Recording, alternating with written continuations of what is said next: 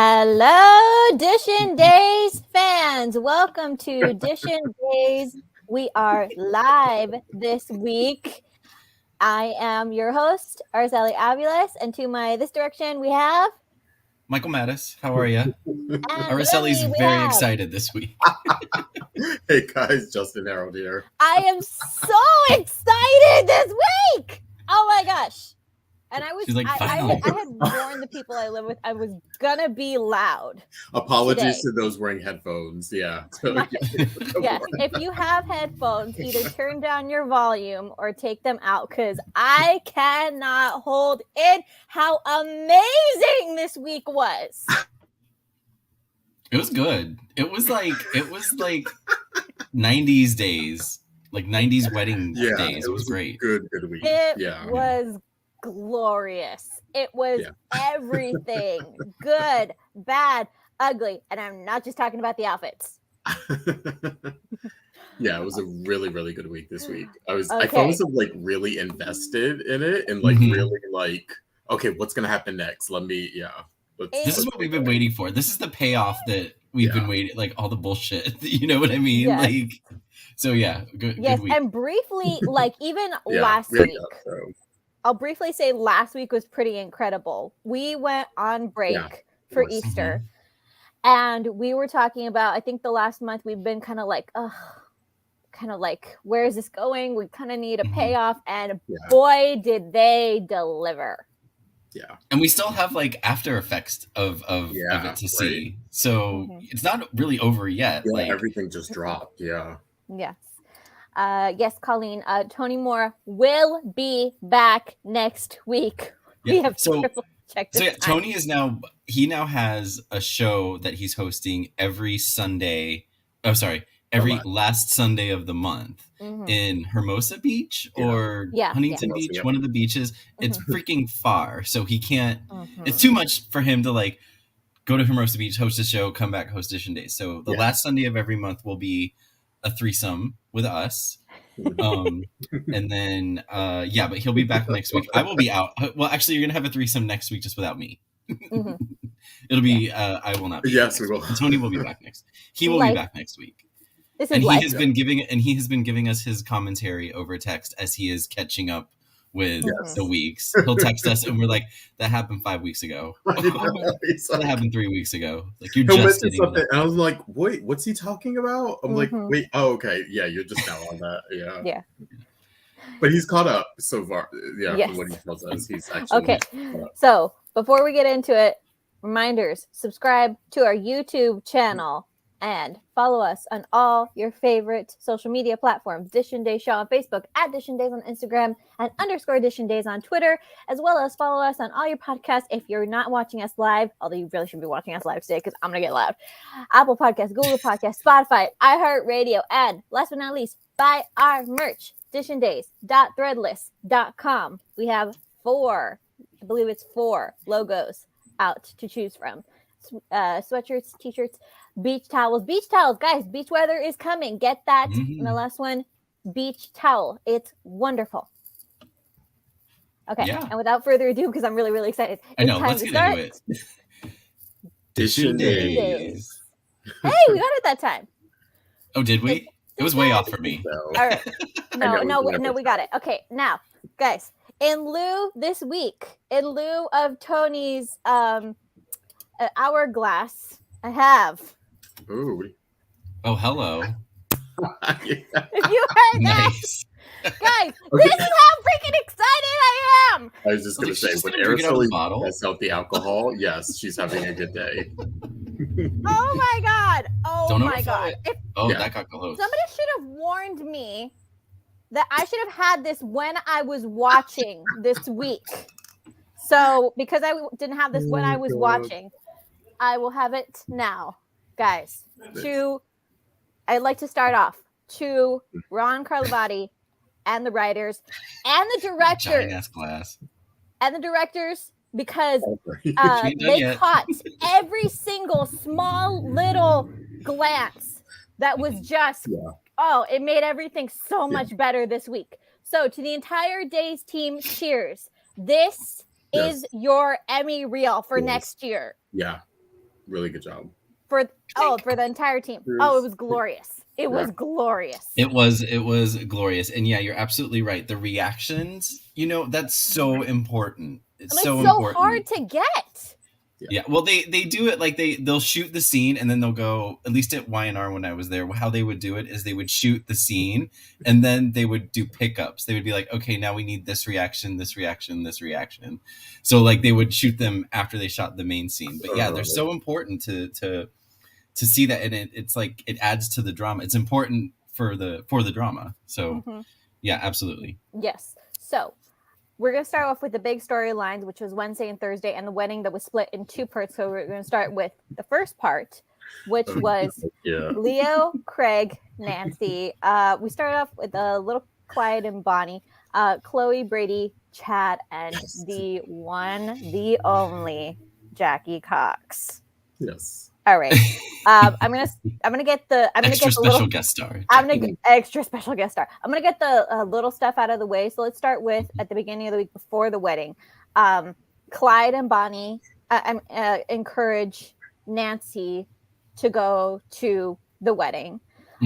Really quickly, what do we think of the Clyde and Nancy pairing?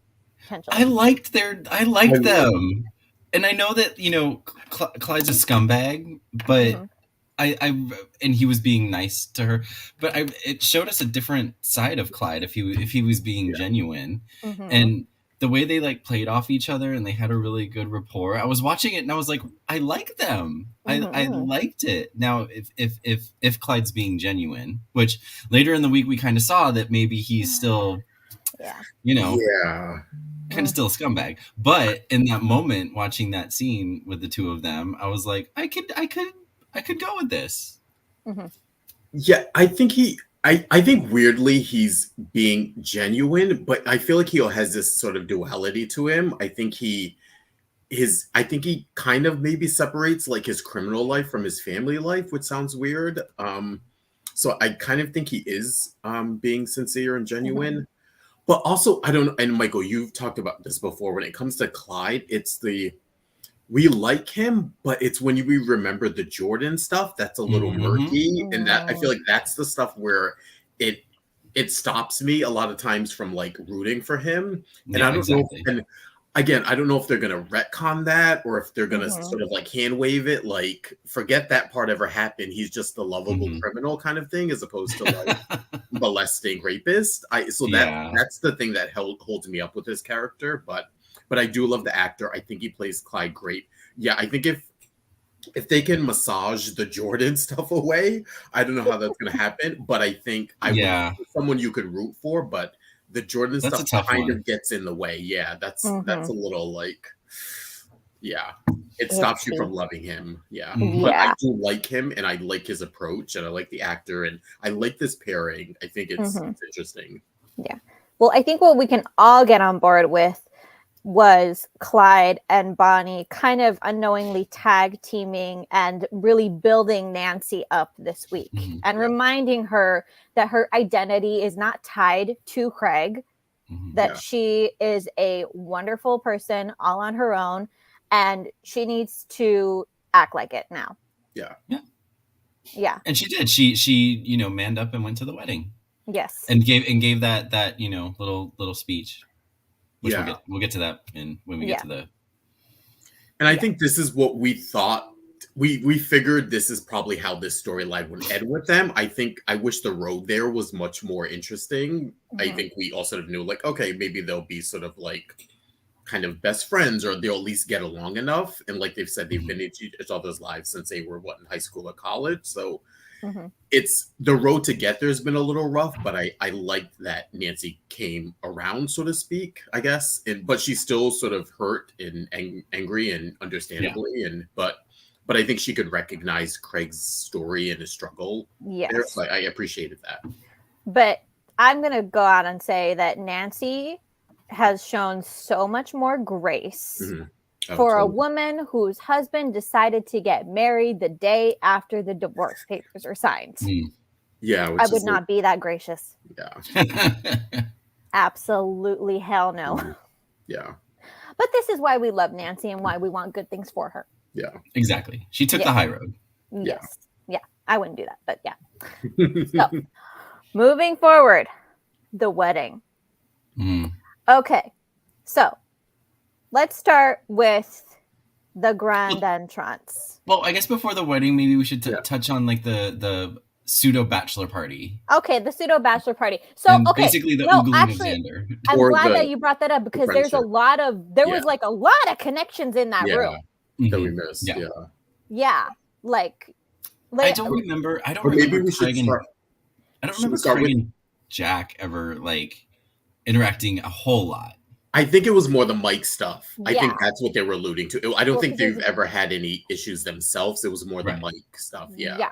Well, because Mike's his brother-in-law, so Jennifer's still sore about that. Yeah. So obviously there's history there, but then like Xander and Leo have their own history, which was played out actually last week, and that was freaking hilarious to watch. And like the new development is Gwen and Leo are former friends, and which I really liked. I actually I found myself really liking Leo now. I think I was sort of not souring on him before, but like him being best friends with Gwen and having that connection, I think really sort of like boosted him in my eyes. I think, especially and their connection just pops. I know if they could have introduced that a little bit before, like earlier than they did, I think that would have been a great addition to each of their storylines, like maybe commiserating together or being there for each other, and that friendship. We talk about how we need friendships on the show. That was a perfect opportunity to do it. And they fit as friends so well. And I think they fit better than they did when they were working together on YNR. For those who don't know, they actually played husband and wife on YNR. And I think that this relationship is so different. People have been kind of making compilation stuff, and this relationship is so different, and it's so much better. It just like pops off the screen. Absolutely. Their chemistry. Yeah. So that was all of these connections in this double wedding are just what made it sing. Made it sing, and if it had been real life, it would have been kind of like it would have been awkward though. Some of those like, oh, you're here. Oh, you're here. But it's Salem. They got over it. So. Well, I'm just going to remind people. Now, Gwen and Leo wouldn't know this. But Days fans remember the last double wedding, which was Abigail and Chad and Paul and Sunny. And we all know how that went. Yeah.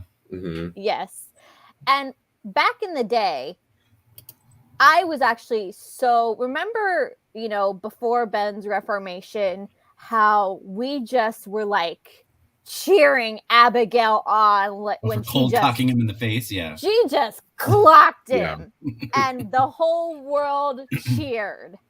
And even people who like believe in Ben's Reformation still cheer that moment because it was Abigail just totally owning her own mental health, getting it back like, no, this is my moment. You're not going to ruin it. No.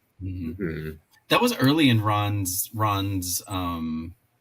as head writer. That was his first, I think that was his first big like moment on the show. It was the double wedding. Yeah. Yes. And I didn't think that I could love a double wedding more than that moment. But this takes the cake. Yeah, this was a good one. This takes the cake. So we get to the wedding. Leo makes his grand entrance. Did we expect anything less? I was surprisingly not annoyed by it. I thought I would be. I mean, it was still like I kind of rolled my eyes. I had the same reaction as Nancy, somewhat. Yeah, just like okay, yeah. I like the photographer, the sort of like beckoning the photographer of like, as if they rehearsed it, kind of a thing of like, get these angles, kind of a thing. Was cute. I will say, Leo's personal problems aside, if he could be legitimate, he would have an exceptional career as a party planner. Because boy, did he pull all of that together quick. Yeah, right. I know. With the right resources, he could do amazing things. But we know Leo is a schemer at his core. So try as Justin did to really draw out those vows. Oh man, I like how he was just going through Abigail Demira. Oh, yeah, he was like calling out everyone from Black, the audience. Chloe Lane. You look fantastic. I know, right? I wonder if that, I mean, I'm guessing that was written, but I wonder if that was, some of that was Wally, just like, especially when he was like, Chloe Lane, you look amazing. I was like, wait, what? Yeah. It's like, in most weddings, you get annoyed if the minister tries to grab the attention, the officiant tries to grab the attention, but he really did a great job. Yeah. He did his job.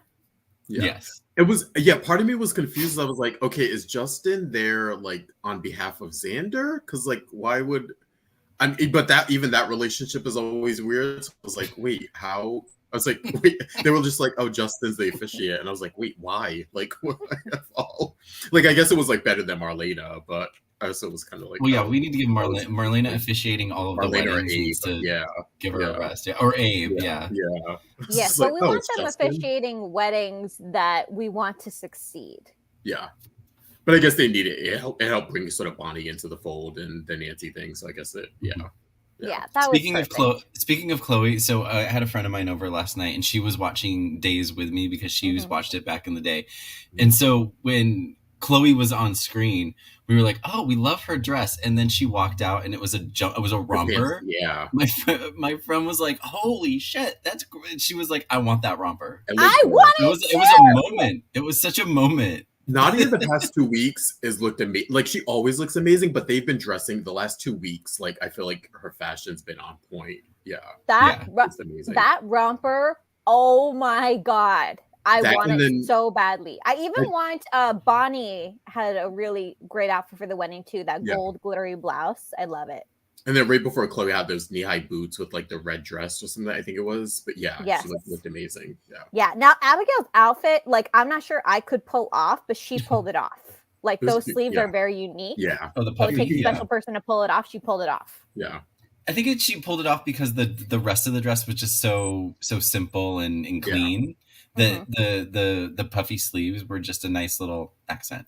Puffy sleeves are very tricky. We really don't want to be like 80s puffy sleeves, but that was very good. It was very like tasteful. I loved it. They stepped up the fashion for everyone this wedding. It was like, everyone sort of looks really good, and like not just because sometimes they just throw people in like a suit or like a simple dress for these weddings if they're not the bride and groom. But no, I will say I think that Leo's outfit kind of clashed.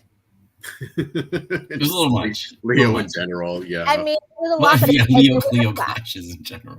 Yeah, I mean that. Like, I'll go with the hat and the veil, but just not that hat with that veil. Okay. Let's see. Yeah, just not great. Also, guys, I looked. If you guys want to go back and watch the some of the scenes that Leo wore last week, I realized halfway through, Leo's on the bench talking to Craig. I'm like, oh my God, Leo and I have the same pants. Oh. Nice.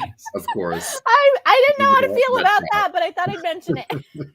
We had the same tracks. Yeah. So okay, so fashion that was our fashion review. Yes. Fashion review.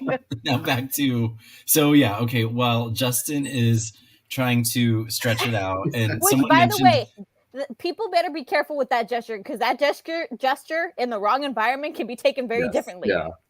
Yeah.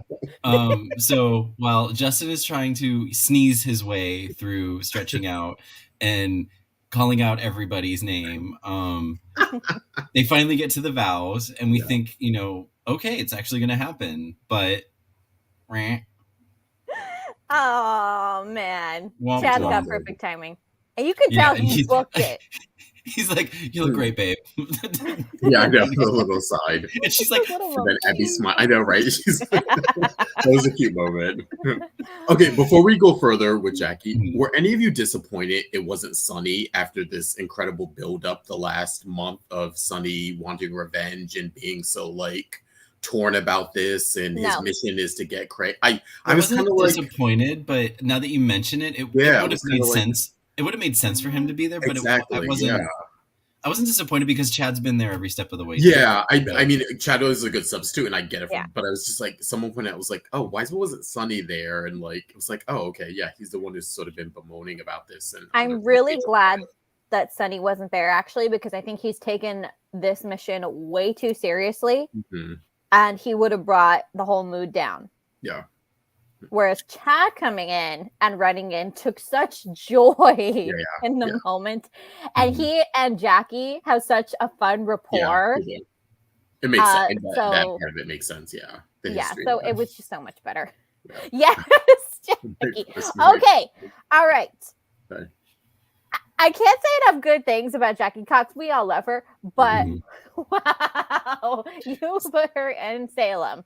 She deserved. Okay, do you remember back in the day, Melrose Place, when Heather Locklear was billed as special guest star for the entire run of the series? Okay, Jackie Cox, I feel like, earned herself a card at the beginning of the episode, like with a special guest star, Jackie Cox. Yeah, because she was on point. She didn't overdo it. Yeah, you know what I mean? Exactly, like I feel like her the can't think of the word, but she slipped right in and just took over and stole the show, and with her one-liners and everything, and the way she got it was a soap, you know what I mean? And even like the scenes where she like was struggling or whatever, it was great. And just a side note, Tony has an interview with Jackie Cox dropping at 5 p.m. today after Dishin Days. So it'll be on our YouTube channel. So after we're done here, grab yourself a snack, come back and watch Tony's interview with Jackie Cox. It's 5 p.m. It drops at 5 p.m. Pacific. What time are we on? Pacific time. Yeah. Yeah.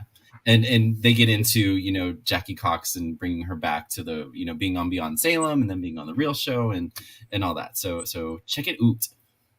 Yeah, for me, I love that we sort of got the surprise and like the dash of Jackie in all her glory, and then sort of like, let me take all this off and be a real person and be a full character. And that's what I loved about this. They didn't rest on it's Jackie Cox, and you know her from here and you know her from there, and sort of now the silliness will ensue. But I like that we got an actual. They actually wrote a character for her, which was great. Yeah. And in and out of drag, fabulous. Exactly. Yeah. Yep. Both. Yeah. Just oozed out. It was just, oh my God, I can't. This is the episode I will watch over and over and over and over again. It is, because you need to you want to absorb everything, and so much was happening and so much good stuff. Like you need to watch it to get everything. But her reveal was that she and Leo were already married, and at first I was like, okay, I get he's already married, but that's not like me too. Not a huge deal. Like he was just being a friend, and so they can't get married now, they get married later. But that wasn't well. Okay, so then let's get into a little serious side of this. Agree, Dylan, 100%. A special guest star every year or more. I'm on it. So that happens. Leo's shenanigans are revealed. I'll ask two questions here. One, do we feel sorry for Craig, or was this unavoidable? I do feel sorry for Craig. Yes, they were warning him, but I feel like Leo put on. I could see myself in Craig, you know what I mean? And also it's a product. And we've talked about this, about Craig, coming out late in life. It's his first romance with another man. He was all in from he's just all in on it and didn't want to feel like a fool. And so he kind of, he brushed off everybody's concerns. And so, I feel bad for Craig. I do. I mean, despite, yes, he got a lot of warnings, but he had love blinders on, and it was because it was first relationship post coming out. I do feel a little bad for him. Also, I think the thing that sort of no one in the chat room does. Damn. I also think Leo signing the prenup, I think gave Craig a lot of confidence, and I think I mean, like it gave him and the even little Chloe push after for the wedding. even Chloe after that was like, okay, I guess if he was willing to sign the prenup. So I do feel bad. Well, I think I feel the way most of our audience does, which is that I probably would have given Craig more sympathy if he hadn't had his love blinders just so far on, and then the way that he's been talking, that the way that he was so argumentative with Chloe really just put me off. And then getting married the day after you sign divorce papers. No. I mean, realistically, it's not even legal, but like a week. Like, no. It just shows how little respect you have for the other person. And so I think I'm sorry, I'm on Team Nancy. I'm sorry that Craig had to get hurt, but he was warned repeatedly. And people are saying, why did Chad have to break up the ring? We were trying up until like the last second. People were like trying to do this in private. But we were also saying we needed to give Leo the chance to prove himself too. Now, of course, he proved himself to be a shit, but Now, what do you guys think about this though? Because like we said, the audience didn't know any of this. This is all really coming from Jackie, which of course I'm believing is the truth, of course. But how do we feel about? I feel like I'd feel differently about this storyline if we had seen him scheming. Also, it's the fact of he signed a prenup and also wanted to continue to marry Craig. So to me, it kind of lessens the sort of like trap of everything, because I think Leo was telling the truth when he said he did fall in love with Craig. I feel like if it wasn't just about money, he would have backed out, or if he was just trying to scheme him. I don't know. The whole thing sort of came across to me like I'm marrying a rich man, so I'm going to benefit from that, as opposed to I'm going to scam this rich man. I don't know. I guess that was what he was doing, but it just didn't. That part of it didn't sell to me. So I'm sorry, what part didn't sell to you? That he actually, because he was just doing going to marry him anyway. So I do feel like he did love Craig. I felt like if he wasn't, he would have backed out after the prenup, or would have made up an excuse not to get married. Oh, totally. It started out as a scheme for money, but then over time, which happens a lot. I think that happened with Brady and what's her name? Not Cassie. That's her real name. Not Charlotte. Who am I thinking of? Eve Donovan. Like their relationship kind of started out the same way, where one was kind of scheming the other, but then eventually fell in love. But then when the other one found out that it started with scheming, whatever. So I do think that there was some genuine love there from Leo to Craig. It's just but it didn't start out that way. Yeah. I'm just saying the storyline of like Leo as this master sort of schemer, this particular scheme just wasn't, I don't know, it didn't come across that great, because it was sort of like, well, what's the plan? Are you just going to divorce Craig 6 months from now and get a payout? Like, was that the scheme? Or I don't know. It just, it didn't sell as well as I thought it would. I did appreciate that they gave Leo some vulnerability at like when everything was revealed. He did seem like, and Greg portrayed it very well, like genuinely like sad that it wasn't obviously going to happen. Yes. And not just like, oh well, on to my next scheme. However, I think people forget, if Craig and Leo had still gotten married, I really think Leo would have bled Craig dry. That too could have, Yeah. I mean, if that's him to his core, then he probably wouldn't have been able to. He has no self-control. So yeah. So too bad, so sad. What did we think of? The scene of Chloe and Craig post wedding? What did we think of that? It was very big of Chloe to go and not be like, it's her dad. You don't, at that point, you don't do that. I mean, as much as you want, and I'm sorry, this does happen the older you get, that you become the adult, and there are occasions where you see your parents making a mistake and you so badly want to say, I told you so, but then you're like, no, now's not the time when they're just dumped at the altar. Is not it's just, like, you know what? It's like, I don't need to pile on. Mm-hmm. Exactly. It's bad enough. I don't need to pile on. This is not my role right now. And also, this is another reason why I feel bad for Craig. I mean, it's the stuff with Nancy aside, I feel like that's so bumbled and incredibly complicated. Mm-hmm. He's still relatively new and out and like still trying to kind of figure things out. So I think for him, it's not only like I now made a fool of myself. I lost Leo. I don't have the relationship with Nancy as I do. You know, things with Chloe have been I've had some turmoil with Chloe.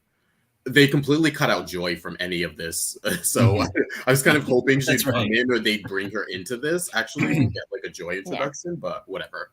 Well, the other thing is that like back at square one. He doesn't have it. Well, he has a job, I guess, but he's in Salem now. It's like you know, one step forward, 4 steps back, kind of a thing. Well, the other thing is that, and I was thinking about this. Craig is, and I never thought this would be a hindrance, but I think in Craig's case it is. He's a commitment guy, because think about how he's been with Nancy for 30 years. Yeah. They met in high school. So he may have dipped his toe. He said he dipped his toe in other, relationships with men, but it was never serious. Yeah. He's a commitment guy. He committed himself to the first woman he ever loved, and he does love Nancy. And then he right away tried to commit himself to the first man he ever really truly loved. And that is just not something you do. Look, the only relationship that ever worked out from first love was Corey and Topanga. Okay. They met in kindergarten, and even then there was that little thing in their senior year. No other relationship that has been from first love has worked out that way. Okay. People, you got to explore. You have to dip your toe in other ponds. You do not commit yourself to the first person. Yeah. And this is a hard lesson for Craig, but he has to learn it. He was warned repeatedly, no one set out to humiliate him, but, this is a spot we were put in. And thank you, Jackie Cox, for making it equal parts emotional and entertaining. Yeah. So guys, of course, we don't really spoilers. Is this like the end of them and their characters? Do they each just kind of go away? Does Craig stay on for a while? Does Leo stay? Do we give them a second chance? Do we want them? I mean, I think there needs to be, it can't be like the end, and there needs to be some wrap up before all of them kind of, if they are to go different routes, to go those routes. Like there needs to be some closure, I guess is the word to this chapter. People in the chat room think that Craig's going to go back to Nancy. I don't know. I don't think that's going to happen. That's not possible. And I don't think he's going to. I don't think he's going to try it. I do hope. My hope is that they, stay kind of on good terms and stay, partners in some respect, but not, romantic partners. Well, the reason that what people don't necessarily feel bad for Craig is that she wasn't just his wife; she was his best friend. Which is evident in the way that he wanted her to be at his wedding. He wanted his best friend at his wedding. Never mind that it was totally inappropriate. I don't know. I'd like to see both characters stick around. I don't know if they are, but I think there's a place for them in Salem. And I think they bring a presence, both Craig and Leo.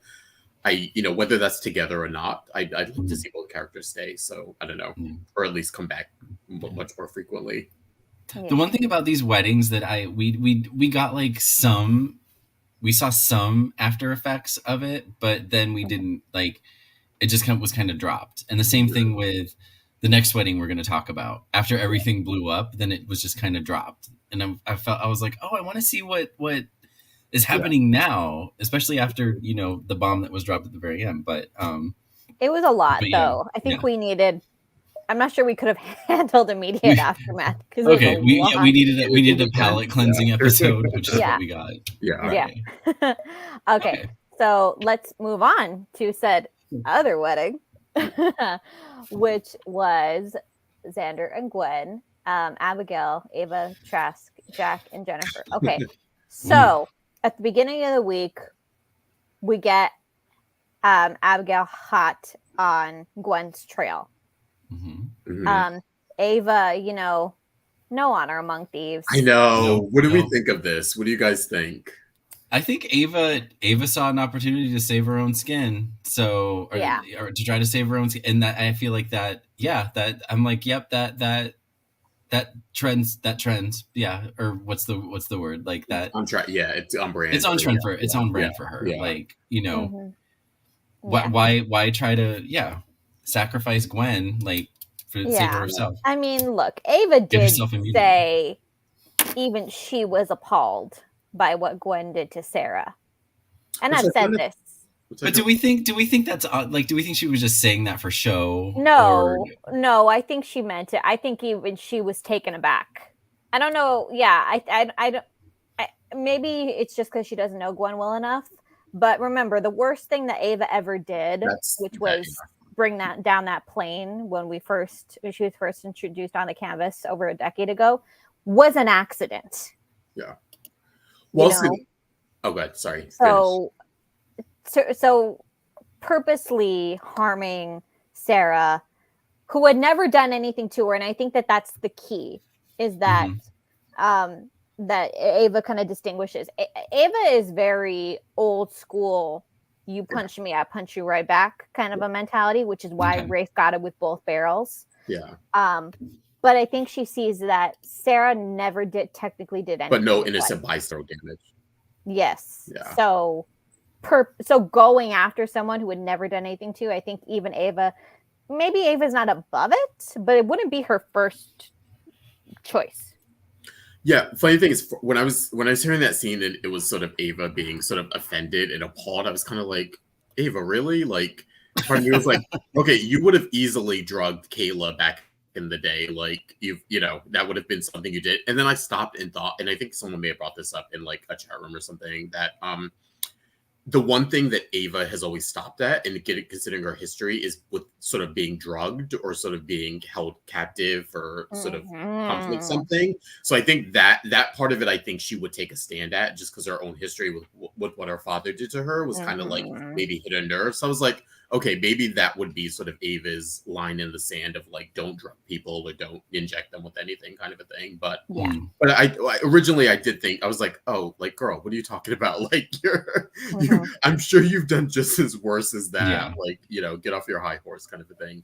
But I will say, I did love Ava turning on Gwen plot wise, but I thought friendship wise, I was kind of mourning it. Like, oh no, like this is sort of, I don't know, the the nail in their coffin is like friends, I guess. I never expected that friendship to be so genuine that Ava wouldn't sacrifice her to save her own skin. You know what I mean? And I don't think that Gwen, if Gwen were in Ava's position, I feel like Gwen would have done exactly the same thing. Yeah. Like you said, no honor among thieves, and no honor among either of them. They weren't, and I don't think we can actually just call it a friendship. It was a friendship of convenience. Like they needed help doing their dastardly deeds, and they weren't friends. And then there was never any like, and they knew who they were getting into bed with, so to speak, and they should have known that, okay, I'm doing this, and it's possible that they'll rat me out at some point. That's a risk you had to take. But I don't think their friendship ran that deep. Yeah. Now, how do we feel about Trask trading Ava for Gwen? Because in the grand scheme of like high profile cases, wouldn't Ava be a bigger get? Yeah, absolutely. I didn't understand that. It made no sense to me. It fit the need to what was it fit, the need for the storyline. But absolutely, like a perp walk with Gwen would not have had the same effect as a perp walk with Ava, who has a long history in this town and a long history in other towns. And Gwen's just kind of like a gnat that is came around about a year ago and has just been causing trouble. Sorry. Yeah. No, go ahead. Gwen, I was like, Gwen drugging Sarah Horton, who, like, I mean, why? I mean, I guess it'd be a salacious story or interesting, but I was like, versus Ava, mob princess, sort of setting up the police commissioner, who she was involved with. I was like, wait, how is that? How is that the lesser story here? Yeah, I don't know. But I guess also they pointed out that she prosecuted that case, so it was probably like, let's hand wave that away and not pay attention to that I prosecuted the commissioner. So like sort of prosecuting Ava for it would just show how incompetent she was. So I think it was a lot of that too. Yeah. I mean, either way, it may not make sense, but it got us what we wanted. Yeah. Which was Gwen Gwen being brought down, and not only Gwen being brought down, Abigail. Yeah. So Abigail deliciously. Going into detail. And Abigail needed to be the one to do this. Like it wouldn't have had the same effect had Ava come to the wedding and done it. It needed to be Abigail because it started with Abigail. Gwen's misdoings in Salem started by drugging Abigail. And it's just been all about. Brought up. She was like, everybody was like, well, can we make this private? She's like, yeah, you remember my parents' anniversary party? Was that private? Brought it back to the beginning, Yeah. So I kind of forgot about that part of it too. That was a good, a nice. I was like, oh yeah, the whole Jack slept with Kate while Jennifer was in a coma thing. I was like, wow, that was back in my mind. Yeah. No, Marcy's scenes like reveling in sort of being, and Abigail was sort of reveling in being able to dispense that information and really put Gwen on Front Street. Yeah. I understand. Like one thing that bothered me is like, oh, I wish it would have been kind of like the Craig and Leo wedding where they got to the altar and it was like an interruption of the vow, like a typical if anyone has any questions, or right before they would say I do, that's when Abigail would come and stop it. But I do appreciate at the same time they didn't prolong it and just went straight into it after Leo and Craig's wedding was done. They just went straight after it. Abby had her phone. She was like, oh, wait, I got something to say. And just went all in. And both Marcy and Emily just did phenomenal. And as did Paul with, trying to take everything in and react to everything. And, oh, man, it was just, soapy goodness. Did you not? Okay, I felt bad for Xander, but I didn't feel bad for him as much as I thought. Just because I feel like they're two schemers who sort of came together, and then he also did the thing Ava did, which was like, "Girl, please, like you've done far worse than she's ever done." But honestly, Xander, it really has cleaned up his act. He really truly has earned. He has earned the respect of a lot of people. Like Abigail wanted to save him from Gwen. Jack and Jennifer think he's an incredible guy now. Who knew he was taking care of Grandma Horton's rose garden? That was cute. I did like that little nod to like him being a gardener. I thought that was kind of cute. I mean, that's I couldn't. I will say it wasn't that long. It was 5 months ago. He was trying to kill and murder Sammy and Luke. Like, you know what I mean? He hasn't changed that much. He can kind of. Look, he fell off the wagon. Yes, a big wagon. Yes, it happens. It happens, but that's not like who it was. That was recklessness. Yeah, that was him purposely trying to kind of destroy his own life because he was so unhappy. Not purposely trying to destroy other people's lives. There's kind of, I know people think I'm kind of mincing words here, or I think Sammy and Lucas's lives would be destroyed if they were murdered. But yes, go ahead. Look, Xander's the only one I felt sorry for this week. Yeah. I did feel so. A lot of people in the, there's man, this chat room's a tough crowd because they don't feel bad for Craig and they don't feel bad for Xander either. These people, they're like, I don't feel bad for him. I don't feel bad for him. Xander's the only person I felt sorry for this week. I did because, he did have a genuine love for Gwen. Yeah. And despite, I think he's still in love with Sarah, but, totally. And he would have dropped Gwen in a minute. I mean, he made But I still, he was duped. Feel sorry for him. Genuinely hurt too. Yeah. Yeah. I mean, we can talk on and on about it, but I feel like Marcy, we just need to repeatedly watch Marcy scenes on Thursday. because I don't know what else to say. She was glorious. Like the Murder, She Wrote exposition. Yes, I know. That tickled me. Love that. Love that. Jessica Fletcher in Salem Place. I was like Chad. I was like, I'm just gonna sit here and watch the show. Mm-hmm. Part of me did love the fact of like everyone else being like, okay, like get to the point. Like she was sort of like she was reveling in it so much. It was like, well, yeah, and Xander finally did say, you know, please just let it out. This you know, this hurts. And happy to. Yeah. Happy to. So the big question, the Laura stuff. Now, I just assumed it. People are confused, or I maybe took it a different way. I assumed she just said that for revenge. That wasn't. No, I assumed that was her being like, you know what, bitch, you revealed everything. Fine, I'm gonna. I think it was. I think it was Gwen's reactionary way to like.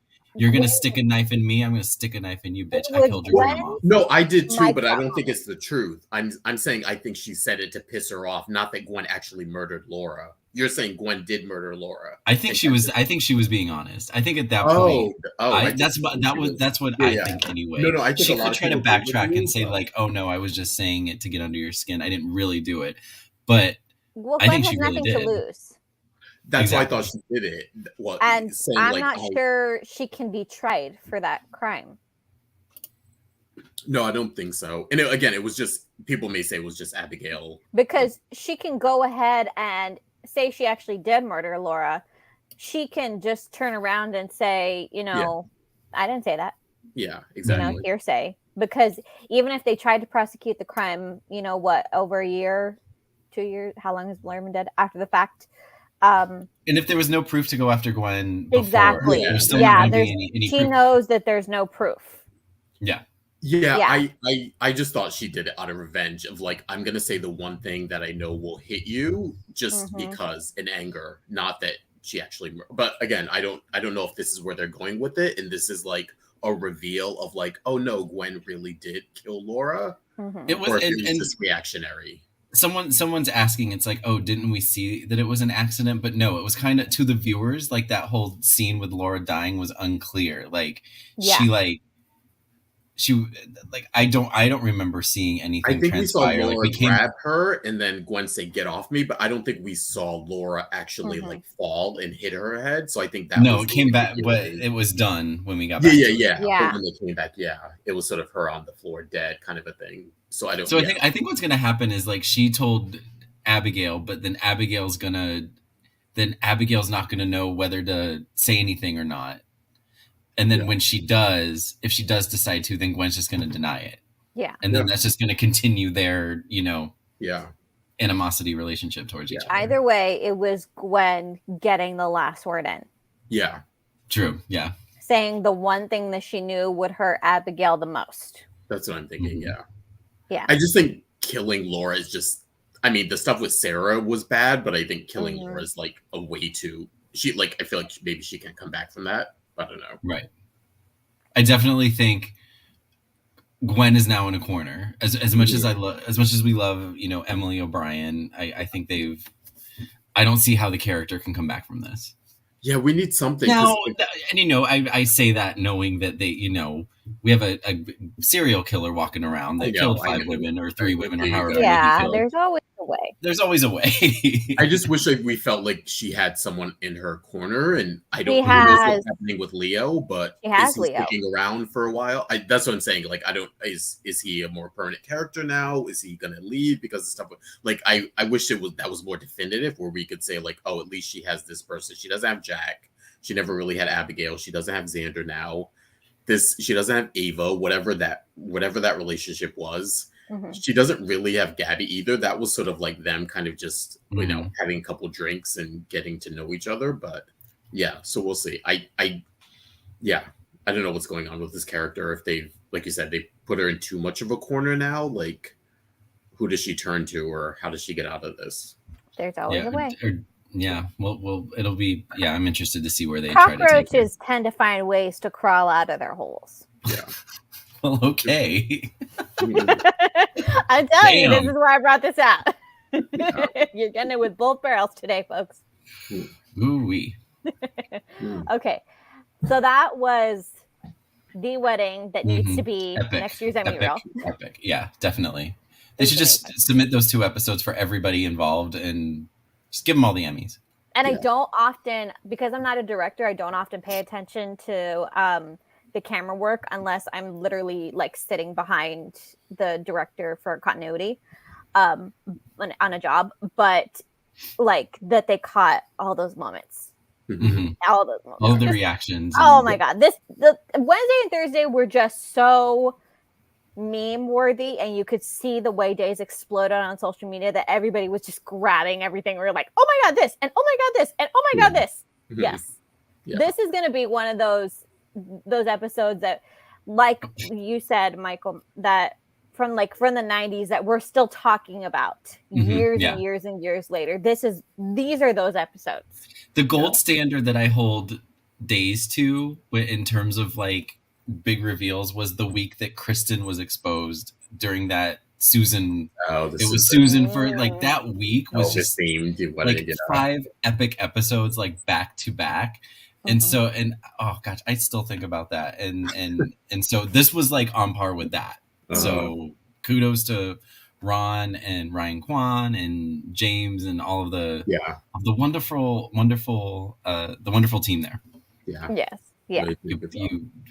Especially with your, the constraints that they're under for, that they didn't have back in the day. This is what good soap work is, when everything just comes together. You don't need, the big fancy location. You don't need, gimmicks.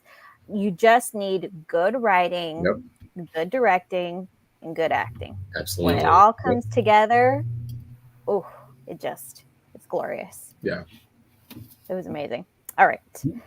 So we do have actually other stuff to get to. So before we get to that, I'll remind everyone to subscribe to our YouTube channel. Follow us on all social media platforms, Dishin Days Show on Facebook, at Dishin Days on Instagram, and _Dishin Days on Twitter. Follow us on all your podcasts, Apple, Google, Spotify, iHeartRadio, and buy our merch at dishindays.threadless.com. So we've got other stuff to talk about in our tidbits. And first up, we kind of already touched on this a little bit, but let's expand on it. Ava, Rafe, Gabby, Jake, with a little bit of Ben in that conversation. So we talked about how Abby sold Gwen out, and she is now free as a bird. Yes. And people already know how I feel about this. And also because, again, you take a good actress in a good role, and, what can I say? Ava walking in the middle of Rafe and Gabby toasting. Oh, God, yeah. This is what we've been craving during the domesticated Ava days. Like, this is what we were like. Apparently, she's still cooking for, what's his name? He mentioned how good of a cook she is. So. But she's at least back to herself. Yeah. Yeah. It's just, oh, God, I don't know. I already stated my opinion. I don't feel sorry for Rafe. No. I will say, I found the only thing I liked about Rafe, I will say this week, is when Gabby was sort of nudging him of like, oh, come on, like, let's celebrate. Like I know you want to be the moral sort of high ground. And so I like the fact that he like let loose a little bit. It was like, yeah, like I'm happy she got arrested for what she did to me. Even though the consensus is he deserved it, I did like that part of Rafe stepping outside of like his character and just being like, yeah, like, I don't have to be, quote unquote, the good guy. Like I can. But it lasted. He doesn't always have to be modest. He can celebrate when someone gets their, comeuppance. So to speak. It lasted 10 seconds. I know. Yeah. No, that was And also, see, I found like I'm glad. I think Jake pointed this out. I found Nicole to be incredibly hypocritical these past couple of weeks. Yeah. Well, Nicole's always hypocritical. Like that's on brand for Nicole. Yeah, but the stuff with Jake, I felt was like, okay, they have, and I was trying to remember, they have not that they had a relationship, but they have no real connection to each other. There's been no past storylines with them. I guess the only connection is Rafe Rafe and Nicole actually have a decent history. No, I meant Jake and Nicole. Oh, Jake and Nicole. Yeah. Oh, yeah. No, there's no reason stuff. Yeah, I felt like that was the only thing when he was her boss. But yeah, because I was like, why does she feel so comfortable coming up to him and like warning him? And so I'm glad like he set her straight. It was like, I either believe Ava, and if I don't believe her, so what? Like, this has nothing to do with you. Like, you've done far worse, kind of a thing. So I appreciated him sticking up for her. Oh, you know, something else that we need to talk about that we didn't talk about was how Eric plays in this whole thing. Guys, Eric's back. Oh, okay, so yeah. Could you have been any nosier about that? Like, it was, he's like, oh, tell me about your relationship. How'd you get to And I was like, what the hell is he talking about? Like, it was the weirdest conversation. I was like, are they, it was a weird thing for like, and then she just started telling him everything. I was like, wait, what are they doing? Yeah, it like, was a little. It made no sense. Like, they could have stopped when he was like, oh, I'm with Rafe now. And he was like, oh, Rafe's a good guy. And it was like, you kind of wanted, yeah. You kind of wanted to jump into the screen and say, Nicole, hey, I know he's a priest, but he's not your priest. No, he's your cousin. He's in confession. Yeah. That was just it was like a weirdly written dialogue for them and for her to just, yeah, it was so bizarre conversation between those two. I mean, and the other thing I hate about this so much is that Eric blew up at Nicole because she slept with Xander, when technically she was having an emotional affair with Rafe for months. Yeah, I feel like that's what she was trying to hide. I feel like she was trying to conceal that part a little bit from him, but he just kept going in and about it. And it was like, if she really wanted to be confessional, she should have said, I slept with Xander, not just because I was lolling over you, because I was lusting over Rafe. Yeah. If she really wanted to not be a hypocrite. Yeah. Although, still makes her a hypocrite, but you know. But then they also established that Eric is still a priest. So I was like, okay, well, where are they going now with this? Like, is he gonna give up the priesthood again? Like, where are we headed with this storyline? Like, we know Greg Vaughn, like we told you News that Gossip 2 weeks ago, like Greg Vaughn is gonna be around for a little while at least. So like, what's the storyline now? Is it again priest Eric giving everything up for Nicole? Or I mean, if they're going down the Eric Nicole route again, I just don't want it to be a repeat of every other time they've done this. You know, there has to be another, another layer to this, which could be Sarah, because Sarah now thinks that she and Eric are boyfriend and girlfriend. That's a good point. And that may be like, was that established? Like why he came back? Like, no, it was honest. I wasn't paying close attention to their him wanting to come home, kind of a thing. Look, it was kind of like when Sonny came back. With like yes, he was called, but he's kind of considering staying, and we knew all the reasons that Sonny needs to stay in town, but he didn't know at the time. And that's kind of how I feel about Eric being here. Like, we know all of the reasons that Eric needs to be in town right now. Yeah. Even if he doesn't. Yeah. Like, I didn't even consider the Sarah situation. That's another reason he needs to stay in town. We still got the devil running around. Yeah. Eric's got work to do. Yeah. Let's put Nicole in the past. Yeah. Because that didn't work out for actual logical reasons that have nothing to do with Xander and Rafe. That marriage did not work out for valid reasons. So let's move on and get Eric to work, because he's got a lot of work to do. Yeah. The chat room thinks that Eric's going to be the next possessed person. Lord. I'm kind of I think it should end with Allie. I'm hoping it should end with Allie. Yeah, and we Ron, go from there. I'm taking you at your word. You said we were in the last chapter. Yeah, and I'm like, look, I have loved this storyline, but I need this to be in the home stretch. Yeah, what do they call it? Like what do they call a book? Like not the epilogue. Maybe okay, so maybe it's not the last chapter. Maybe Eric possesses the epilogue. You know what I mean? Allie's the last chapter. Eric possesses the epilogue. Are you kidding? It'll never end. No, yeah, it's fine. Like, why do people get so bent out of shape when they drag a storyline out? This is what soaps do. Like, it's annoying, but the more you say it's annoying, the more they're going to drag it out because they're getting a reaction out of you.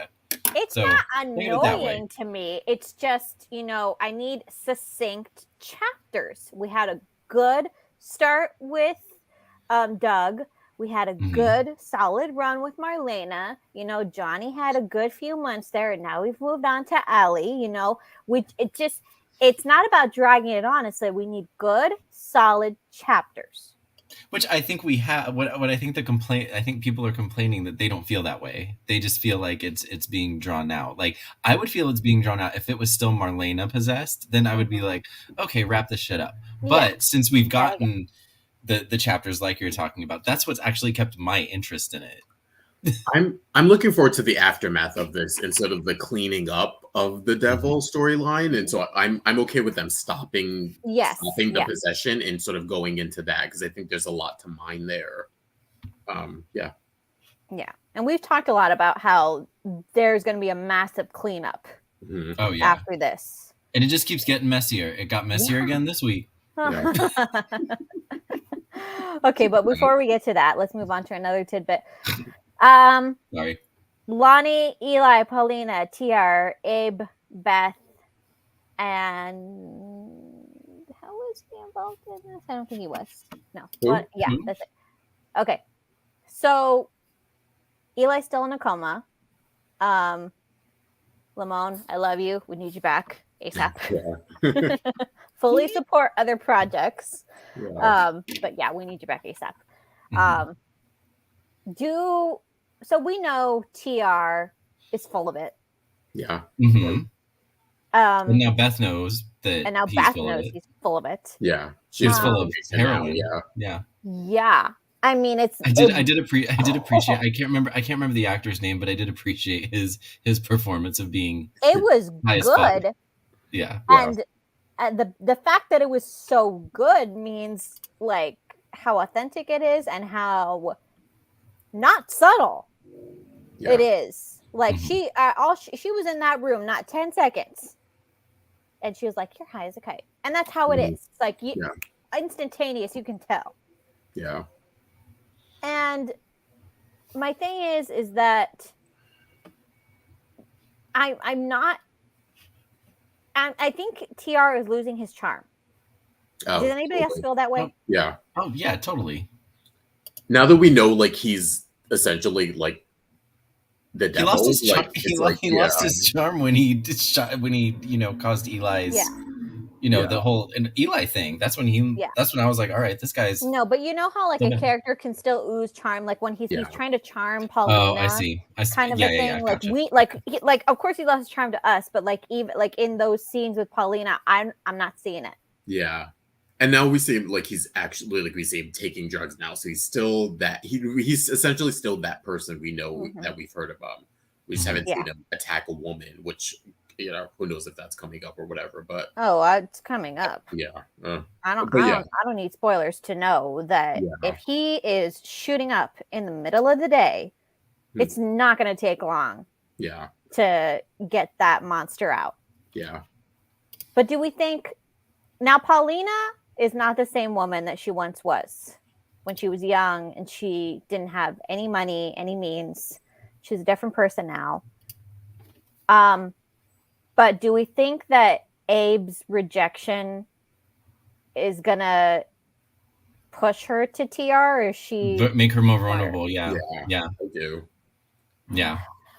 I don't like the way she's being. I feel like my hope is that there's some sort of reveal that she has her guard up a little bit, or we see a little bit more of that. She's being so forgiving, and we understand why. She's had some stuff in the past herself, and she is on this forgiveness tip. And according from all she knows on this, and to be fair, that TR is a great guy and he's cleaned up his life. And she hasn't seen anything, but I feel like there's so much water under the bridge. For me, it's like hard to imagine that. Not that you can, again, soap opera. Not that she would get with him again, but it's like let's build to that a little bit. Like she's also still kind of getting comfortable around him.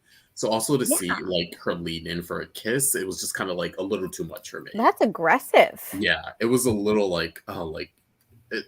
let's put the brakes on this a bit. Like, let's work this a little bit more than, we're now going into she's possibly going to consider a relationship. Yeah. Now I'm going to ask this question. Now, I never thought I would say this because I have the utmost respect for Abe. But did anybody else want to shake him this week? What do you mean?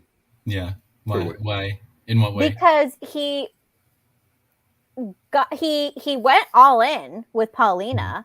You know, they had that kiss on the couch.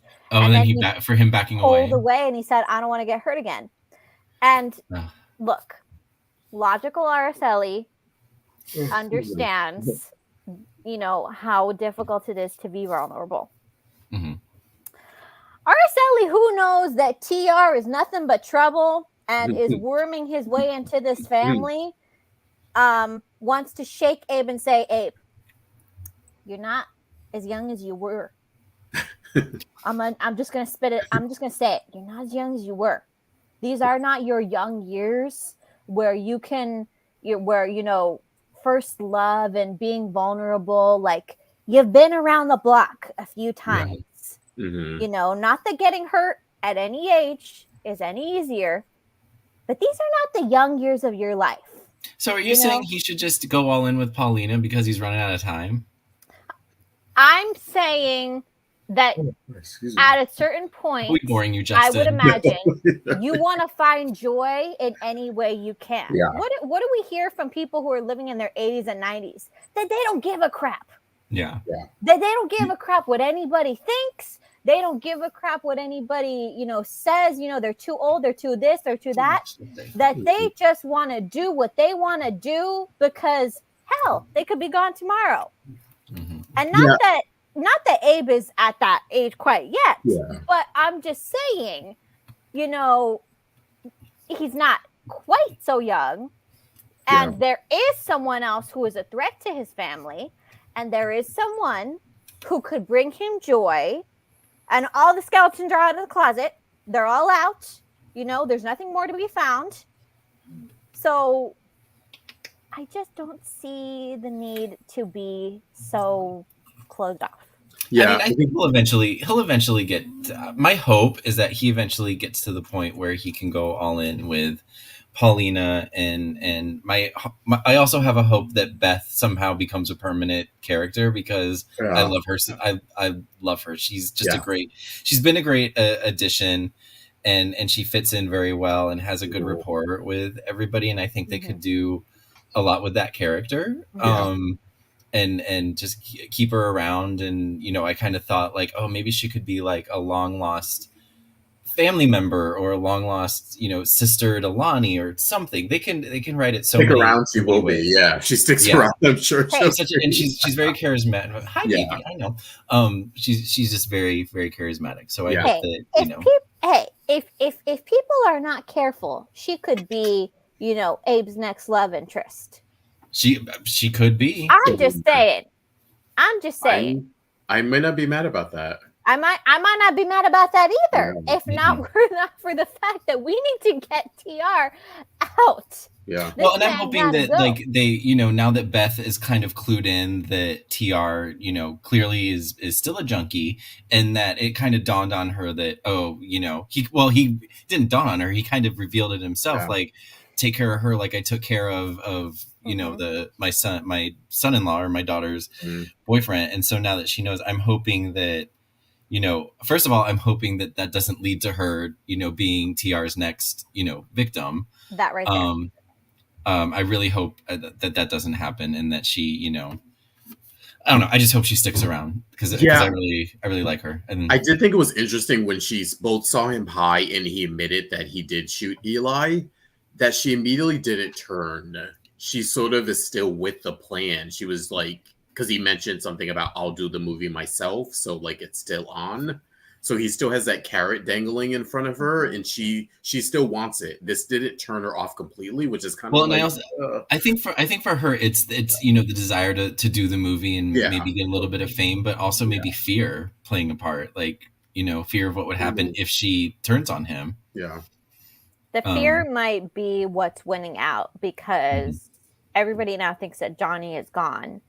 So movie whatever at this point. This movie's never getting off the ground. It doesn't matter.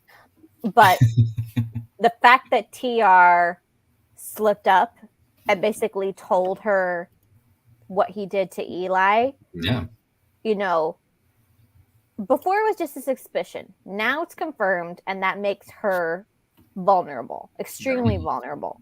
Mm-hmm. She is more useful to him dead than alive. I'll be blunt. Yeah. She's going to outweigh her usefulness. And so she needs to, the smart thing for her to do would be to start cozying up to Lonnie and Abe very quietly. And that's what she's kind of started. Like, she brought, that was the scene with the flowers, and even Lonnie was like, "What you doing here?" Yeah. But I think that's her way of what you just said, Araceli. Yes. Yeah. Don't make a big fuss of it, because if he thinks that tread lightly, yes, but quietly start making inroads. Yeah. Because we like her, we don't want to see her dead. Yeah. Aside from that, I also want to talk about how, they had a scene together, like a brief scene together a few weeks ago, and then again, and they're, I feel like they're trying something with Lonnie and Tripp, even though Tripp later, went with Chanel. But there was a scene that I brought up, and it was just very brief, but I thought, oh, they're trying something. Like she said something to Tripp about, oh, my mom was right, you are a very good doctor, and thank you for whatever. And then this week he handed her a tissue when she was in the room, and they kind of had their moment together. And I'm curious if that's going to lead anywhere. I wouldn't be against it, honestly, but I wouldn't be. I don't want Lonnie to cheat on Eli, obviously, but something there, I feel like that is in support of whatever we're gonna get with Chanel in Tripp. I feel like that's laying the groundwork of, like, Paulina likes him. Lonnie likes him. Like, I feel like they're leading that way more, not more so that, like, Lonnie and him will have something, but, like, whatever happens with Chanel, like, if they get together, or that it's like, oh, the family approves of him, kind of a thing, because he was great to Paulina and he's great with Eli. And part of me also thinks it's them trying to get in their doctor scenes for Tripp. Now that we know he's a doctor, it's like trying to quote unquote fill that quota. But yeah, now that we see, like, him and Chanel are starting something, we don't know what that is. I think before I would have thought, like, yeah, why are they having Lonnie and him sort of interact? But now that I see that we have this other thing over here, like, I think it's in support of that somehow. Well, we also know that sometimes they like to do this. They like to kind of quietly chemistry test characters that haven't had scenes together. They did that a lot when Lonnie first came on. She had scenes with Rafe, she had scenes with Sean, and they kind of went back and forth between a lot of people before pairing her with JJ. So it's kind of it's just but I don't see it. Okay. Yeah, I don't see it. They maybe they're trying something, but I don't see it. Yeah. Well, let's move on then. Let's move on to Chanel and Tripp, and Johnny still 50 Shades in the Demir Crypts. Yes. And Raven Bowen's looking hella fine in the red dress. Guys, the fashion's on point this week. Oh my gosh, yeah. She's becoming like the fashion icon of the show. Very quickly. Very quickly. Yeah. Oh, before we get to that scene this week, I just want to quickly bring up a scene that Chanel and Paulina had last week, because we weren't here last week. We talked about it, and it was so amazing. I don't know. I mean, I know we get a lot of mother-daughter scenes on the show, but I feel like Jackie and Raven in that scene where Chanel is explaining to her mom that she was broken up with by the other twin. And she's feeling like, admittedly, if you were dumped by both a brother and the sister, you probably would feel like there's something wrong with you. Oh, yeah, totally. And, her mom, Paulina's just like, you are this, and this. Yeah. You don't let anybody make you feel bad about yourself.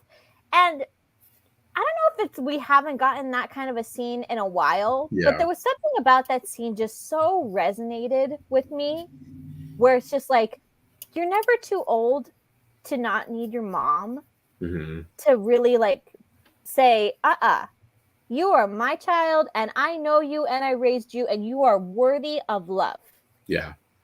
It was good. It was heartfelt, and it was Jackie toned down a bit, which I liked, especially in those scenes. I did get a chuckle of the beginning part of it was her like, you know, Marlene is Tammy's best friend, but she's crazy, and now the grandkids are crazy. And like I did like that part of it where she was like, girl, like stay away from this family. Like there's something going on there. Like there is something going on there. Yeah.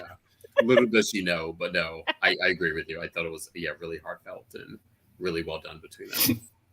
Yeah, I mean, it's not their fault, but there is something going on in that family. Yeah. You just picked the wrong time to get involved with that family. Right. Yeah. Try next year. Yeah, try next year.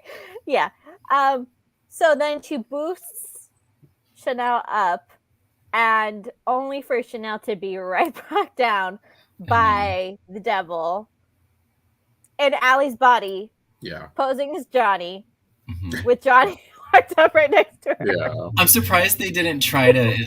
I'm surprised they didn't at least try to like sync up Carson's voice with Lindsay talking. I know that probably would have been a long ass day of shooting, so but I think it would have been a little more. That would have made that scene a little more interesting had they actually shown at least one part of it with Lindsay mouthing to Carson's voice, but they didn't. It was kind of glitchy, but it had the desired effect, which was to bring Chanel right back down to where she was.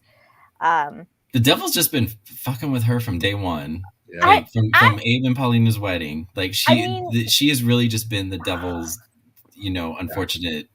Like if this were a game, not wingman, whatever the opposite of wingman. Pawn, yeah. Pawn, there you go. Like literally all the devil's doing has been bouncing this poor girl around all day, and she takes hit after hit after hit. It is no wonder her self-esteem is so low that she's now turning to Trip and saying, booze and Trip.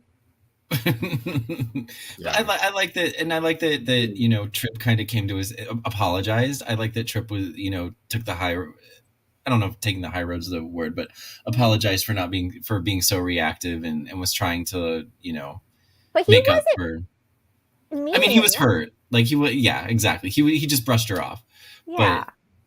But I didn't think he needed to apologize. Apologizing felt more like him.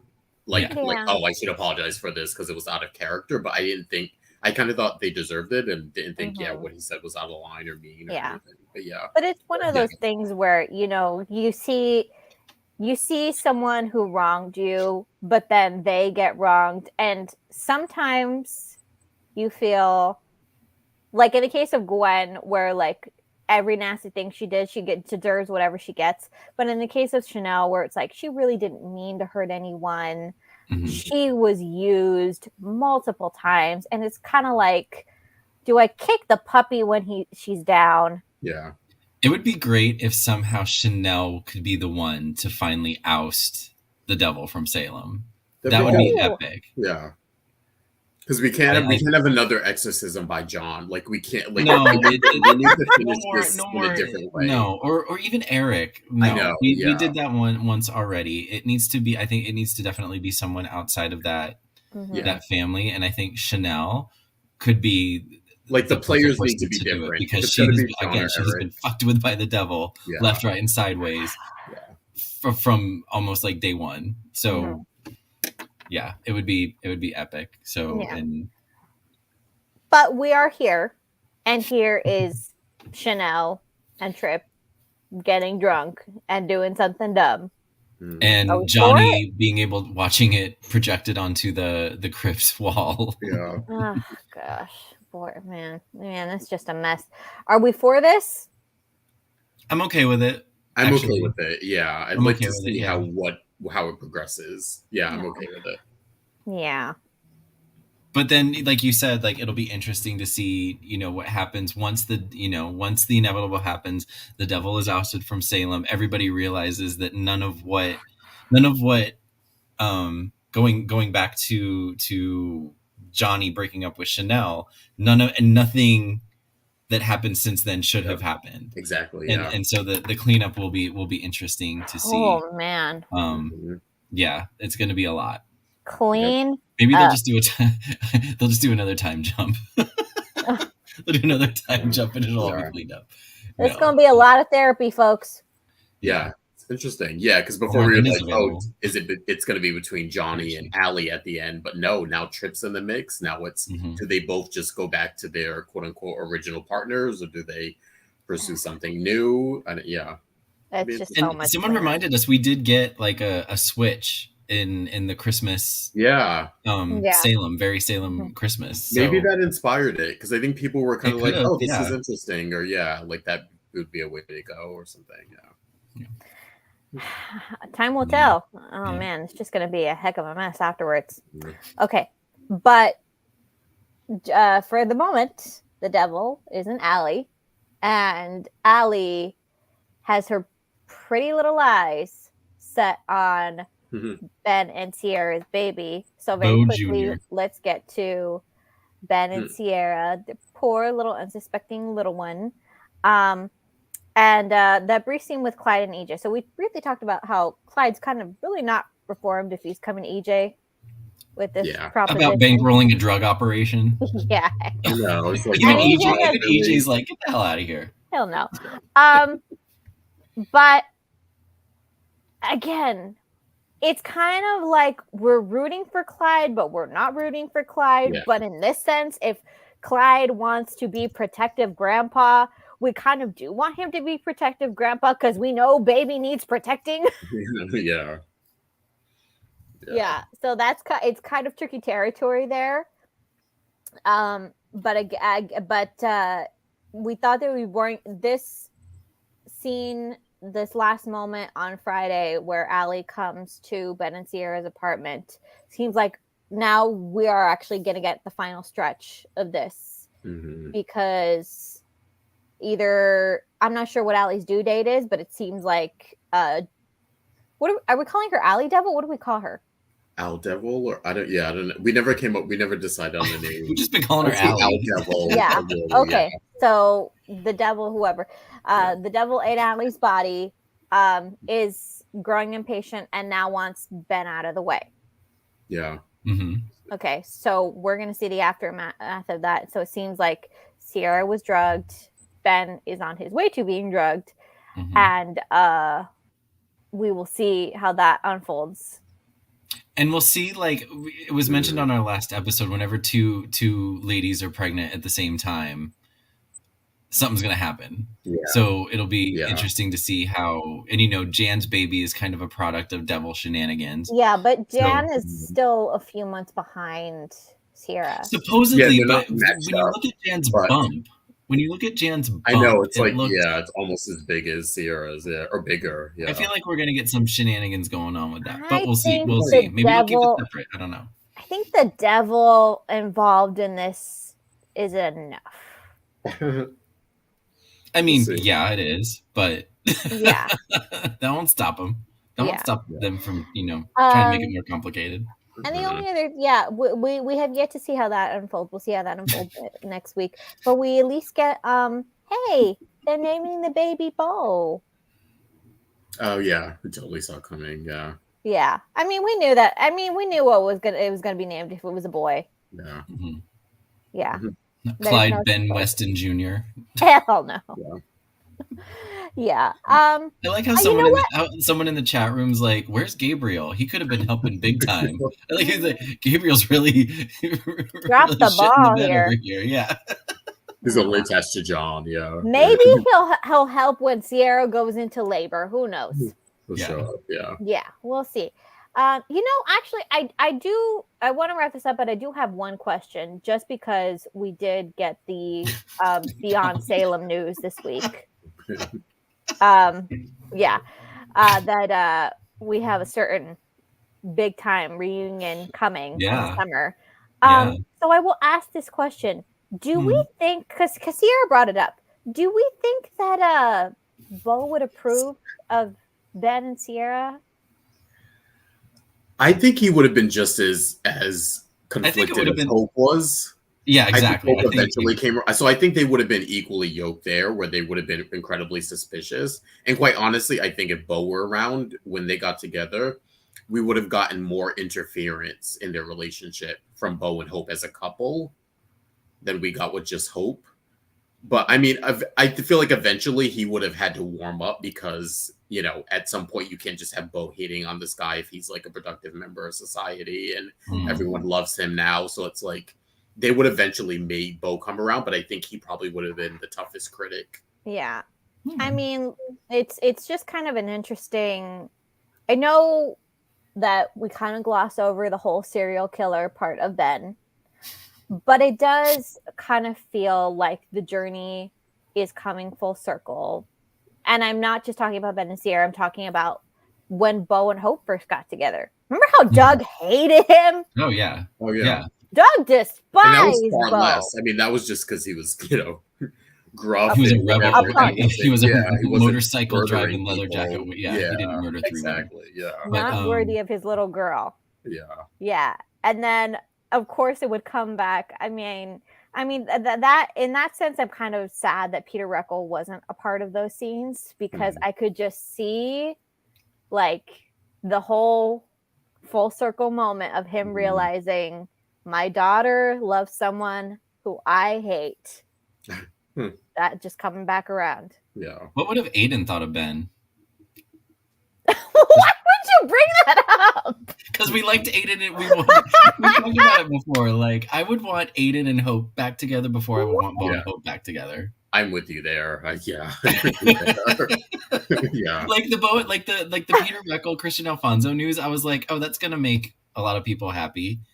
I'm like, okay, I'll watch it, but you know, I know people are rejoicing. I know they're like the couple and all that. So I'm happy for all of their fans. I'm happy for the Days apparently came up with a way to reunite them and maybe give some closure to some things that needed a little more closure than we got on the main show. But yeah, I'm still rooting for an Aiden Hope reunion. I don't know what planet Michael Madsen is living on. I'm not on that planet. I hated that. It was sloppy. Really? It was. I hated what they did with it, but I liked it. Oh, no. Oh, yeah. I absolutely. I hated that they basically ruined the character of Aiden and Aiden's son to the point where they really can't, you know, but. Yeah. It's, and isn't it just so soapy madness how Ben the serial killer could be redeemed, but what's his face who raped Chase? Yeah, absolutely not. He's just trash. He can. It's not logical, folks, but this is how it is. Yeah. Anyway. And that was your fabulous Emmy-worthy week of days. Week of days, yes. Yes. All right. So let's, because we're hitting the clock. We want you guys to be able to get a snack before the Jackie Cox interview airs. So let's quickly move on to our segments. Tony will be back next week with our with his 3 Snaps award. So let's start off with Michael Madsen's Caption That. All right. This week's Caption That comes courtesy of Johnny, aka Carson Boatman, chained up in the Demira crypt. Thank you to Carson Boatman for retweeting it and sharing it on Instagram, which led to many caption options, which I always appreciate because sometimes I don't get a lot and it's a stretch to pick one. So thank you to Carson Boatman. And there were a lot of, you know, talks about gun shows and the clear star of those scenes were, it's clear. Anyway, this week's Caption That goes to Joe Cosentino, or Joe Cossen on Twitter, with his caption, "Maybe if I flex my biceps, Jackie Cox will find me and save me from Satan." I love that one. Runners up, because I had so many, were Dolores, Peacel1 on Twitter with "I have your pecking orders right here." Mr. Joshi on Twitter with "This is the last time I let Chanel talk me into roleplay." #Days. Oh, I love that one. Okay. And then last Delanjo at Delanjo2 on Twitter. The Second Amendment tells us we have the right to bear arms. Yes. So thank you to everybody for playing, and this was a great week for Caption That. Yeah, those are all good ones. Oh my gosh! But yes, the Jackie Cox one definitely is number one. Joe Costantino, great caption. Those were all great, guys. Yeah. They were. I was like, oh, this is good. I'm gonna have to Oh my god! do more than one. Okay, you just retweet them and send them to Carson. He's gonna get a kick out of all Yeah, that. he definitely. I think if he retweeted, he might be tied. But yeah, I'll be sure. And I'm sure he knows. He was probably like, oh Lord, what are they gonna say? Yeah. Awesome. Luckily, we didn't get anything vulgar or like gross. No, they were just all fun. Yeah, it's the perfect amount of fun. You guys are right on with your puns, and oh man, punnies. Great. See what a great week this was. Yeah, even for this. Yeah. Yes. All right. Thank you, everyone, who participated in that. That's I'm gonna be laughing for days now. Days on end. Clarify. All right, and now we move on to a different days, which is Justin's segment. Those were the days. This week's segment, I'm taking you back to April 21st, 1998, where we had the wedding of Susan and Edmund. Yeah, this is actually one of my favorite pictures of them. I love this. I've had this. I don't know why this picture makes me laugh so much, but there's so much going on. There's so much context. I love the fact that it's baby EJ, but it's I don't have words. This is when like they were escaping Salem, and this is when sort of Eileen left and sort of Susan left, and they escaped. Her and Edmund, a married couple, escaped with EJ temporarily, and this is when they were working with John and Marlena, and they had them set up so that they would take like different pictures of different places, so that they would like send postcards or something to like set it up like they went to all these places and like whatever. It was like a part of the plot, but no, I saw that caption. Just one of my favorite pictures of like this weird baby EJ who like is uncredited. And this is one of the things that as much as I love Susan, I love the character of Roger, but I didn't love the fact that we didn't get Edmund back. That they just kind of was like, oh, we divorced, we didn't work out. She sort of went crazy and left him. And I was kind of like, oh, because I also think it would have been an interesting. Because before Susan back, we had that really interesting scene. I'll be quick with this with Sammy and EJ when Eileen first came back and played Susan, and then he had this heartfelt scene with Sammy where he's like, "I know my mother's kooky and everything," and then they brought up Edmund, and you realize like a lot of EJ's sort of course, Britishness and a lot of his growing up also had to do with Edmund's influence. So I kind of feel like he would be an interesting presence on the show. Like, hell, even bring him back now. Like, that's sort of like conflict. If make him sort of like EJ's angel on his shoulder, kind of a thing. I don't know. Yeah, I mean, we saw that the scenes with EJ and Susan today have really enhanced the characters. So why not? Yeah. So that was April 21st, 1998, when Susan and Edmund got married. Nice. And those were the days. You'll get Tony's sultry voice back next week, folks. Sultry. And now it's time for my segment, It's a Gift, in which Araceli went rogue. Gifts up. It's a gift up. Sit back and enjoy the show. Oh, cute. I love that. Oh, all these are good. The wedding from hell.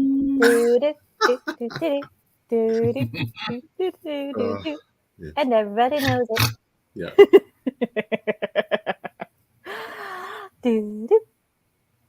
Oh my god. Nope. Not having it. Yeah. That was good. Worthy. Yeah, I went rogue. Yeah. It was too much to choose from. Yeah. And for those wondering why Jackie Cox doesn't have a starring role in this week's It's a Gift, why she's only one scene, it's because Jackie's line delivery was so on point. That gifts kind of tend to be more focused on just expressions, and Jackie's line delivery was just exceptional. So I will rely on everyone on social media who just already has all the memes out there already. And that was your GIF compilation this week. Thank you to Dylan Matthews for putting that together for me. All right. Yes. And now let's move on to some news and gossip. Yes, to start off, as we mentioned, we have our lovely Tony Moore did an interview with Jackie Cox that is premiering today, 5 p.m. Pacific Standard Time on our YouTube channel. Go, please check that out and watch it. But we have a little preview for you right now. Was there anything that we didn't see? Were all of your scenes like included, or was there something that was filmed and you're like, oh wait, what happened to that? Though they literally kept every single thing, every little line I added. Like I added the part about bring money for tips. They kept all of it. I was like surprised. I was honestly gagged that they kept all of it. I mean, it was so much fun to do. I mean, the only thing is just I want there to be more. Now I want to know more about what happens to these characters. Yeah. You know, how does this conversation with Leo and Jackie go when eventually, I mean, are they going to get a divorce? Are they going to stay married? Like, does she have to go back to Canada? Like, I want to know. So, stay tuned because who knows what happens next. Oh, cool. Yes, please. I want more. Yeah, we definitely want more of Jackie, as you can see. But yeah, don't forget, check out that interview again right after we finish. We probably have enough time to hit the bathroom, get a snack, and join us. But yeah, check that interview out. Next up, as we briefly mentioned before, we got some very, very big news in the Days community. We have the announcement of not only a Beyond Salem season 2, but that it will star Christian Alfonso and Peter Reckell returning to their famous roles as Bo and Hope.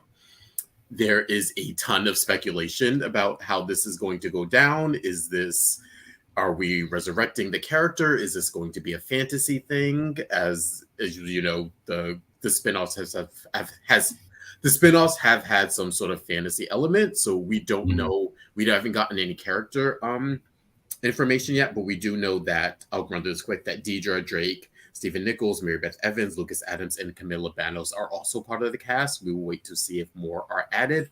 But I do want to take 1 second, a few minutes, and read the logline of this. It says, okay, this is basically the official logline for season 2. It says, in an epic, action-packed tale that spans the entire globe from Monte Carlo to Hong Kong, beloved characters from Days of Our Lives once again go beyond Salem as they trade the comforts of home for an adventure of a lifetime. Over the course of 5 thrilling episodes, heartwarming family reunions take a dangerous turn as a mysterious adversary wreaks havoc on their lives. And they also pointed out that this, like similar to season 1, the main plot will be a plot that was previously on the show. We don't know how far they're going back, but it will involve an older plot that's brought back that sort of brings all these characters together. And we see Peter Reckell return. We don't know what that will be, but that'll be interesting to find out. It will air July 11th through 15th, similar to the first season. 1 episode will drop every day. We're getting 5 episodes. And yeah, we will give you more information as we get it. But yeah, definitely great news for not just Bo and Hope fans, but great to see Kristen Alfonso sort of come back. And she did mention that what brought her back was the writing for this. And it was a chance to get some sort of closure or a final chapter. Who knows if it sparks interest for her to come back to the show? Like, you never know. When we said goodbye to her, I don't know, a year ago, we thought that was the last we would ever see of her in the character. And it turns out things change. So we'll see. Never say never. Exactly. So yeah, Beyond Salem 2, big news. Next up, as I mentioned, maybe a couple weeks ago, we had a season 5 trailer for Selling Sunset, of course, starring one of our favorites, Chriselle Staus. Now, I'm here to say that the season 5 has actually dropped on Netflix. Please go watch all 10 episodes. If you're like me, you'll probably binge them in like one single day or like over the course of 2 days. The show is very addictive. But yeah, this season, Chriselle in her almost a character, but sort of takes center stage. She begins to date, if you watch the show, Jason Oppenheim. And I think a lot of the season revolves around them sort of becoming an item and what that means for the agency. So yeah, check out Selling Sunset season 5 on Netflix right now. And last but not least, we got some really, really great content for the Days YouTube channel. We got some incredibly funny and this first one is starring Dan Furigo, Robert Scott Wilson, and Paul Telfer. This one is titled Aussie Scott or Masshole. And it includes them sitting down and basically doing a sort of like kind of trivia game about local slang from each of their regions. It's very fun. It's very interesting. The guys are incredibly charming. And yeah, and it has Paul Telfler in a kilt, which actually gets addressed in, I won't say how, but him wearing a kilt gets addressed in the clip. So stay tuned for that. You may get a sneak peek of something. On the other end of the spectrum, we have just this lovely interview with Sal Stowers and James Reynolds. They sat down and just talk about their relationship as actors and their relationship as characters. They talked about things from their first meeting to their favorite scenes, and they also talked about what it was like or what their reactions were to the development of Lonnie not being Abe's father. I won't spoil it, but please watch it. It's both Sal and James give their honest 100% opinions, and I think people will appreciate it and just appreciate their closeness and sort of the love they have for each other. It's a really sweet interview, so definitely go check it out. Nice. Their love is real. Yeah. Yeah. All right. So before we go, let's check out a promo for next week's Days of Our Lives. Jan Spears is living in our house. We're just going to my room. The hell you are? Hey, Ciara. I killed your husband. Oh, man. Well, next week's not going to be boring. Yeah. The look on Raven's face where she's like, the hell you are. And she's like, I cracked up. It's just so good. Mom, just let me make a stupid mistake. We're going to my room.